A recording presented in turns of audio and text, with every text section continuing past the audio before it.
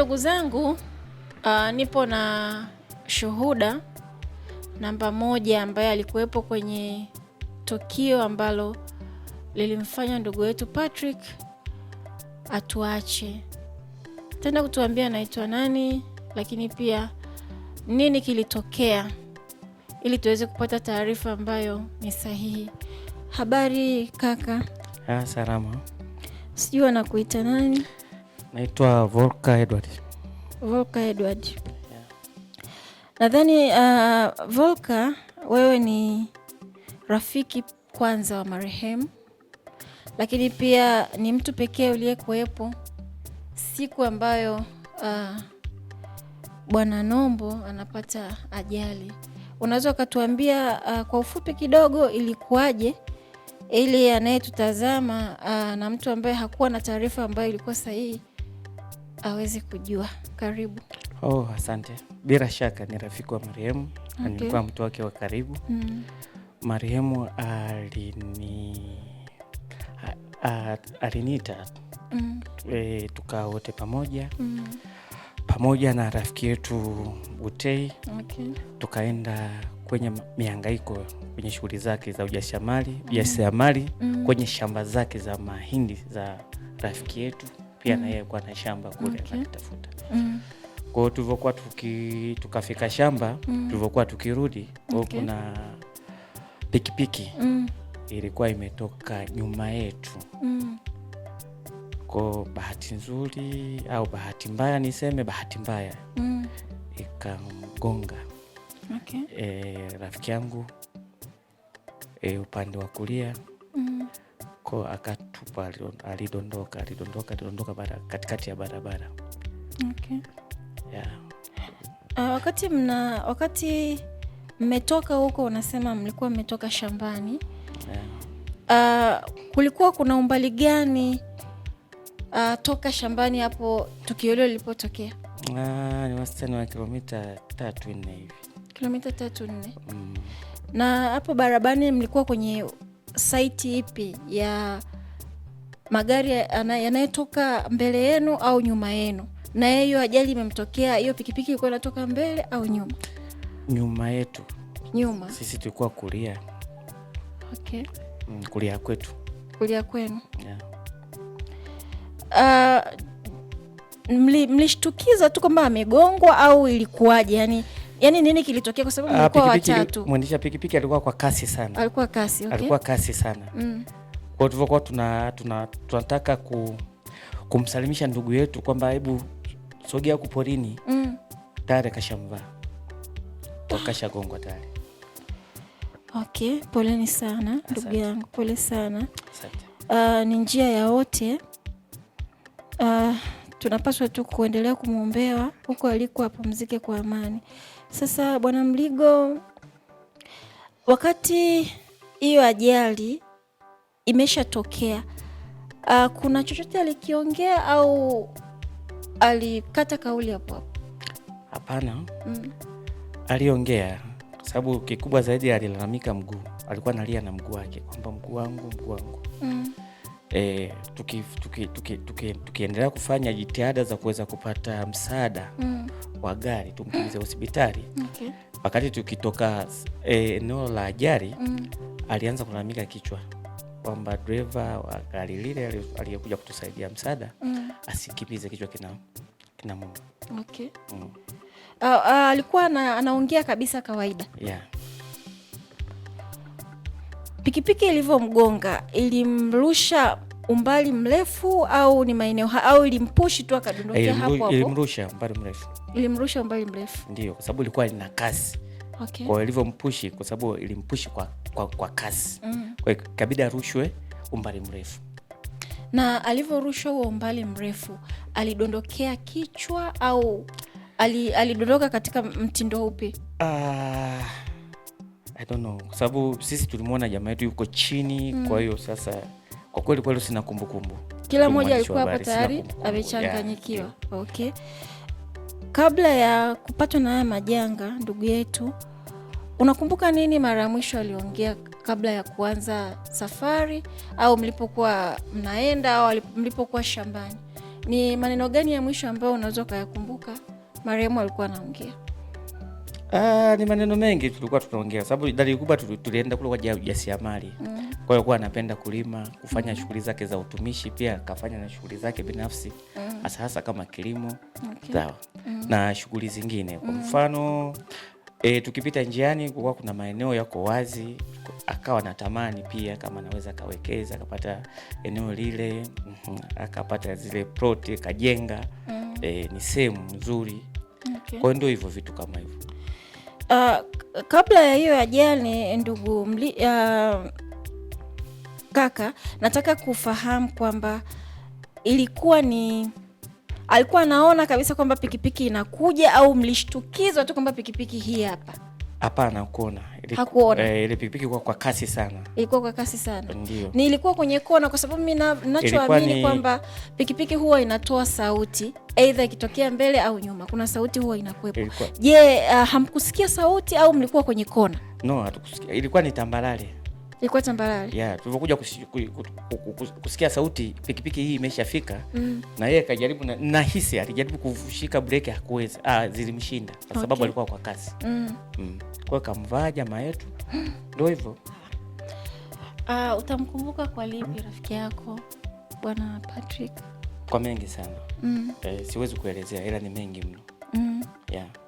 Unaweza ukashare na sisi chochote tu, hata kimoja tuweze kutoka nacho? Kwangu naweza nikashare kwamba maisha ya mwanadamu ni mafupi sana, kwa sababu rafiki yangu siku zile alivyoniita twende huko, alafu baada ya siku ya pili ni marehemu. Kwa hiyo maisha ni mafupi ya mwanadamu. Kwa hiyo tutende mema, tuishi na jamii vizuri. Tusiwe na kinyongo na jamii. Yeah. Nadhani ndio hicho rafiki yangu aliishi maisha, aliishi na jamii vizuri. Alikuwa ni mtu wa watu, mnyenyekevu. Ni kweli kabisa. Ndio hicho. Ndugu zangu, unaambiwa maisha ni mafupi sana. Historia imebadilika ya rafiki yake ndugu yetu hapa, muda mchache tu baada ya kwenda kwenye mizunguko yao ya utafutaji. Lakini pia tumesikia kwamba ndugu yetu alikuwa ni mnyenyekevu sana, na alikuwa ni mtiifu. Alikuwa na upendo na watu. Kila mmoja anayejaribu kuongea naye anatoa sifa zile zile. Inaonyesha jinsi gani ndugu yetu alikuwa anayaishi yale ambayo ni mapenzi ya Mungu. Lakini mmesikia ameelezea nini kilitokea. Sasa hivi utakuwa na chanzo sahihi cha kile kilichotokea katika eneo la tukio. Tuendelee kumwombea Bwana Patrick aweze kupumzika kwa amani. Bwana Mligo, pole sana kwa matatizo. Matatizo haya ni ya wote. Msiba huu ni mkubwa sana na ni wa wote.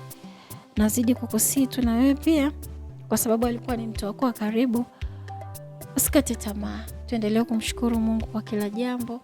Tukiendelea kutenda mema kama ulivyosema. Lakini pia tuwajali wale ambao ni wa karibu yetu, na kuendelea kuwaombea na kuwaonyesha upendo pindi tu wanapokuwa hai. Wewe ni mmoja wapo ambaye una historia, na swala hilo haliwezi kukutoka kichwani kwa haraka, kwa sababu ni muhanga namba moja, ukiachana na sisi ambao tulikuwa tupo mbali.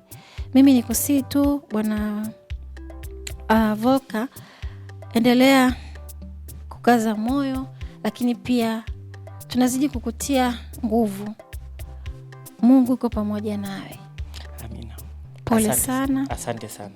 Pole sana, lakini tu hii iwe ni kama funzo kwetu sisi. Tumechukua kutoka kwako kwamba muda wowote ule maisha yanabadilika. Ni hatua chache tu mmetoka hapa ulipokuwa kwenye mizunguko yenu, lakini historia imeshabadilika ya kwako na ya rafiki yako. Ndugu zangu, tupo kwenye majonzi makubwa sana. Tuendelee kupendana na kuishi yale ambayo tunapaswa kuishi. Bwana Nombo ameacha alama kubwa sana katika hospitali ya St. John, kwa marafiki zake, kwa familia na jamii inayomzunguka. Alikuwa ni mtu wa watu.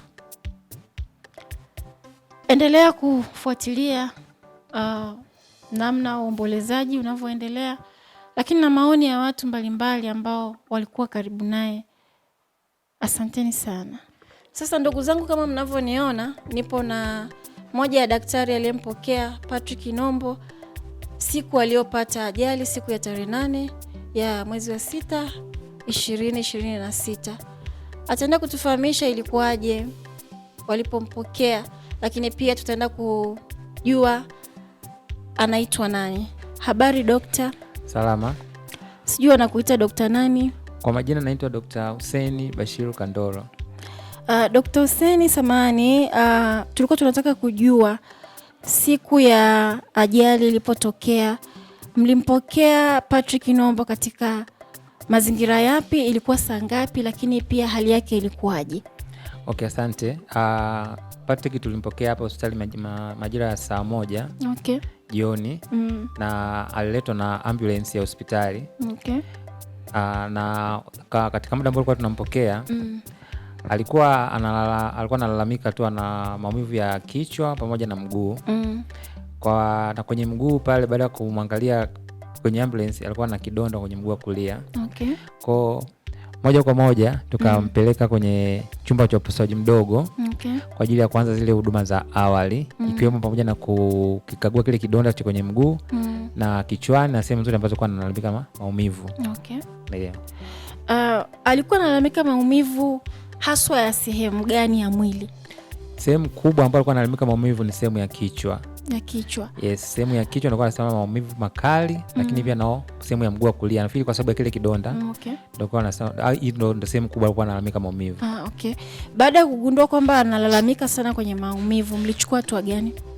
Kama nilivyosema, tulipomfikisha kwenye chumba cha upasuaji mdogo, tuzianza zile huduma za awali. Moja wapo ni hizo kumpatia dawa za kupuliza maumivu. Okay. Lakini at the same time tukakagua kidonda na kukishona pale pale. Lakini pia kwa sababu alikuwa anaendelea kulalamika sana maumivu ya kichwa, tukajadiliana tukamkimbiza kwenye x-ray. Okay. Kwa tukafanya x-ray ya kichwa pamoja na x-ray ya mguu. Lakini pia kuna baadhi ya maeneo pia alikuwa analalamika sana, lakini tukaona ni vyema tukayachunguza. Okay. Kama tumbo. Kwa tukafanya x-ray ya kichwa, mguu pamoja na ultrasound ya tumbo kuangalia kama kuna chochote kimetokea tumboni. Yes. Baada ya kufanya x-ray sasa, nadhani mkagundua tatizo liko wapi. Mliendelea na huduma au mlimpa referral? Baada tukiwa kwenye chumba cha x-ray, baada ya kufanya picha, kuja kuisoma ile picha yake, tukagundua ana mvunjiko. Okay. Sehemu ya nyuma ya kichwa, lakini pia na mbele ya kichwa. Okay. Kwa hiyo na kipindi kile muda huo alikuwa ashaanza kuonyesha dalili za kuonyesha kwamba ana shida ya kwenye kichwa. Ajali ya maumivu kichwani. Kwa moja tukajadiliana huyu mtu kwa facility yetu tuweze kumaccommodate hapa. Okay. Ni vyema akaenda kwenye hospitali kubwa akafanya kipimo kikubwa cha kichwa, CT scan. Tulijadiliana kufanya hivi kugundua kama kuna mvunjiko au kuna sehemu yote ya kichwa ambayo inatoa damu. Kwa sababu alishaanza kuvimba macho. Lakini pia alishaanza kubadilika kwa aggressive, nasema anakuwa kama vile kama anataka kuchanganyikiwa hivi. Kutokana ilikuwa sio dalili nzuri, ni dalili ambayo inaashiria kwamba huyo mtu amepata maumivu ya kwenye kichwa. Okay. Yes. Kwa hiyo baada ya hapo mkampa referral ya kwenda hospitali nyingine? Yes, tukamwandikia rufaa kwenda, lakini rufaa haikuandikwa muda huo kwa sababu ni process kidogo. Kwa hiyo ilibidi tumweke udini, tuanze kumweka sawa. Kwa sababu muda huo wakati tunaendelea kufanya matibabu mengine, kuna baadhi ya vitu vikaanza kubadilika. Kiwa pressure ikianza ikapanda, unaona, akaanza kutapika. Kwa hiyo ilibidi tumweke sawa kwanza before kumsafirisha kwenda hospitali nyingine. Okay. Mida around kama saa 5 hivi ndio kidogo tunaona ameanza kupata angalau, japokuwa alikuwa hayuko vizuri sana, lakini alikuwa na nafuu kwamba ni mgonjwa ambaye anaweza kusafiri. Okay. Kwa mida saa 5 tulifanikiwa kumsafirisha. Okay. Ndio. Poleni sana dokta. Poleni, lakini hongereni kwa kazi nzuri mlio jitahidi kwa uwezo wenu. Ni jambo jema sana. Dokta, tunapoenda kumalizia dokta, baada ya kufika sasa katika hospitali ambapo amepewa hiyo rufaa, alikaa kwa muda gani huko kabla ya kupata taarifa hizi za msiba? Okay, aliondoka hapa majira saa 5. na ni wakati nafanya mahusiano na maana aliondoka na mganga mkuu na mtu na Neso usingizi kwa Ikonda walifika majira kama ya saa 7 au saa 8 usiku. Yes, na wakafanya vipimo wakafanya CT scan na akagundulika kuna shida kwenye kichwa. Kwa moja wakaingia naye theater kwa ajili ya matibabu. Yes. Kwa hiyo ni takribani siku moja. Tunaweza kusema siku moja, lakini kiuhalisia siku haijaisha. Okay. Yes. Baada ya hapo, baada ya kuanza matibabu, ni taarifa mlipokea muda gani? Taarifa ya kifo sisi tulipokea majira ya saa 12 ambayo ilitumwa na mganga mkuu msaidizi kwenye group la WhatsApp la hospitali. Okay. Alitoa taarifa hiyo kwamba ndugu Patrick amefariki dunia. Kwa hiyo taarifa sisi kama watumishi wengi tulipokea kupitia kwenye group la WhatsApp hilo. Okay. Mida saa 12 jioni hivi. Yes, ndio kila mtu akampata hiyo taarifa. Okay. Wakati unapata hiyo taarifa ulikuwepo eneo la kazi au tayari ulikuwa nje ya kituo? Kwa kweli wakati napata hiyo taarifa nilikuwa eneo la kazi. Na yes, kwa kweli nilipata ganzi. Okay. Na sio mimi tu, yani nilikuwa ni kama vile kazi zilisimama kwa muda hapa hospitali. Kila mtu akawa kama vile hayupo yeye. Umeona? Na kwa sababu kipindi hiko tulikuwa tuna wanafunzi ambao walikuwa wanatusaidia wanafanya rotation hapa hospitali. Ilibidi tuwaombe watusaidie kazi baadhi ya maodi. Kwa sababu muda huo pamoja na kwamba kwa sababu viongozi wengi walikuwa wako na party hospitali. Kwa hiyo mimi nilikuwa kama kuangalia tu mazingira ya hospitali yamekaaje. Kwa hiyo kila wodi nilikuwa napita naona kabisa manesi na watu wa huduma walikuwa hawako sawa. Kwa hiyo nikaomba msaada kwa wanafunzi ambao ni wa mwaka wa 3 wa chuo hapo cha Lweti, wakawa wanatusaidia zile kazi ndogo ndogo kama hapo sawa. Kwa hiyo ni kama watu walipata mshtuko na ganzi naweza nikasema kwa muda. Yes. Poleni sana dokta. Umenijibu swali ambalo nilikuwa natamani niliulize, lakini moja kwa moja umepita mule kama ulikuwa kwenye akili yangu. Poleni sana dokta, poleni sana hospitali ya St. John. Mmekuwa msaada sana katika jamii hii ya wilaya hii ya Ludewa. Sehemu mbalimbali mmekuwa mkisaidia watu, lakini hili pigo ni sehemu ya changamoto za maisha. Poleni sana, tunazidi kuwapa pole. Pole ni ya wote. Huyu ni kiungo. Unajua, kwa mfano kama kwenye timu ya mpira kuna kiungo yule ambaye anategemewa sana aidha kwenye kuzuia magoli au kufungaji. Ndiyo. Kwa hiyo nadhani Patrick alikuwepo mojawapo wa hao viungo na mmepata pigo kubwa sana.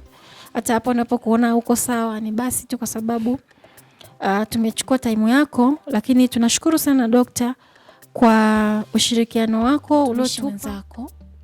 Alikuwa katibu hospitali. Alikuwa ni kiongozi wa namna gani? Okay. Patrick alikuwa ni kiongozi wa namna ya kipekee yake kiukweli. Kwa maana ya kwamba ni yule mtu ambaye alikuwa anafuata sana zile ethics za kazi. Okay. Kwa mantikio kusema mtu ambaye anafuata ethics za kazi maana ni yule mtu anafuata procedure za nini kifanyike, wapi kifanyike, na maamuzi gani yafanyike kutokana na shida ipi imetokea. Okay. Kwa hiyo ni mtu ambaye, lakini pia zaidi hapo ni mtu ambaye kwa vile ni mtu mcheshi, anaongea na kila mtu, na ni mtu ambaye watu wengi walikuwa wanamkimbilia kwa sababu ni mtu ambaye unaweza kumfuata au ni mtu ambaye anaweza kuwa approach, anafikika kwa urahisi. Kwa hiyo ni mtu wa design hiyo. Yes. Okay. Yeah. Alishawahi kuwa mshauri wako au rafiki yako labda katika maisha ya kawaida? Yes, kwa sababu mimi nimefika hapa, yeye ndo alonipokea. Kwa hiyo na muda wote nafika madaktari tulikuwa tuko 3 tu. Okay. Kwa hiyo ukiachilia kwamba alikuwa ni katibu wetu wa afya na ni bosi wetu, lakini pia at the same time alikuwa pia ni rafiki. Okay. Yes. Mtu mcheshi sana. Okay. Na ni mtu mwenye upendo. Unajua hata ukiangalia picha zake ambazo za circulate, hamna picha hata moja inaonekana na amenuna. Yeah. Picha zote ni mtu wa smile muda wote. Ni mtu ambaye ni mtu ambaye anapenda kushow love. Na ile upendo kwa watu wote. Na ni mtu ambaye anaongea kama nilivyokuambia awali, ni mtu ambaye anaweza kufikika na mtu yote. Kwa hiyo maisha ndo makubwa sana ambayo mimi naweza kukumbuka kwa upande wake tofauti na kazi. Okay. Ni kijana mdogo sana Patrick. Ndio. Sio wale watu wa makamo fulani. Yaani bado yupo kwenye ujana. Lakini umeniambia kwamba kwenye ethics yuko vizuri. wewe unahisi ni kwa sababu amesoma au ni tayari ilikuwa ni ready made, yani ameumbwa awe na huo utashi wa kuongoza watu? Okay, mimi nafikiri pamoja na kwamba amesomea lakini nafikiri kile ni kipaji ambacho Mwenyezi Mungu amemjalia. Kwa sababu sio kila mtu anaweza kuwa kuna watu ni viongozi lakini hawana ethics za kazi. Lakini Mungu amemjalia kwamba ana ile talanta ya uongozi, lakini pia at the same time alitumia elimu yake vizuri kuifanya kazi vizuri, kufuata zile ethics za kazi ambazo alijifunza. Lakini pia pamoja na yote nafikiri pia elimu, uelewa na kipaji vilikuwa vimekuwa combine pamoja kwake. Okay, asante. Unakumbuka nini ambacho aliwahi kukwambia kimebaki kama alama katika maisha yako? Zaidi ni kufanya kazi kwa bidii, kwa sababu hii hospitali, kwa sababu alikuwa ni katibu wa hospitali ya hapa, ufanyaji kazi ndo sehemu pekee ambayo inaweza kutuvusha kutoka sehemu moja kwenda sehemu nyingine. Na kwa sababu yeye ni katibu, kwa alikuwa anasimamia sehemu vitengo tofauti vya hapa hospitali. Kwa kitu chake kikubwa ambacho alikuwa anasisitiza ni tufanye kazi kwa bidii, lakini pia tufuate ethics za kazi ili kusiingia kwenye matatizo ya design yoyote. Sio lazima. Ambayo sio lazima. Kwa ajikuta ni mtu ambaye ni kiongozi, lakini anasema anakushauri kwamba hapa kuna hiki, hapa kuna hiki. Hata kwenye kipindi ambacho watu wana changamoto, nataka siji mikopo, siji benki, siji yani alikuwa ni mtu ambaye anaingilika, anajua hizo njia zote kwamba ili usije kuna wengine wanaingia kwenye mikopo ya kupigwa, hivi vikundi ambavyo vieleweki, lakini yeye alikuwa na ule utaratibu. Ndio maana nasema ethics za kazi kwa ziko vizuri sana kwake. Kwa alikuwa anashauri kwamba kama una changamoto fuata hiki. Kama una shida fanya hii. Kwa ni mtu ambaye kwa kweli ni pigo kubwa sana.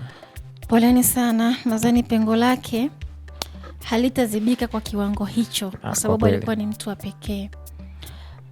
Nimejaribu kuongea na watu wengi. Yeye ulikuwa ukimwona hakuwa anaonyesha ni kama kiongozi mwenye wadhifa huo mkubwa. Alikuwa anaonekana ni kama mtu tu wa kawaida. Kiumri alikuwa mdogo, lakini pia ni mtu mwenye maono makubwa sana. Wewe kama daktari, nadhani kuna la kuchukua kwake, na hilo la kuchukua nadhani litawaongoza wengine. Sasa tumezungukwa katika nchi yetu na taasisi nyingi sana, ukiachana na St. John. Unahisi nini ambacho viongozi wengine wakikichukua kutoka kwa ndugu yetu Patrick watakuwa na ufanisi mkubwa sana na watafanya taasisi yao ziwe nzuri zaidi? Kwa sababu moja ya taasisi ambazo ziko juu sana na zinapokea watu wengi sana na zinasaidia watu wengi sana ni St. John, kutokana na huduma zao, lakini pia namna wanavyojali watu.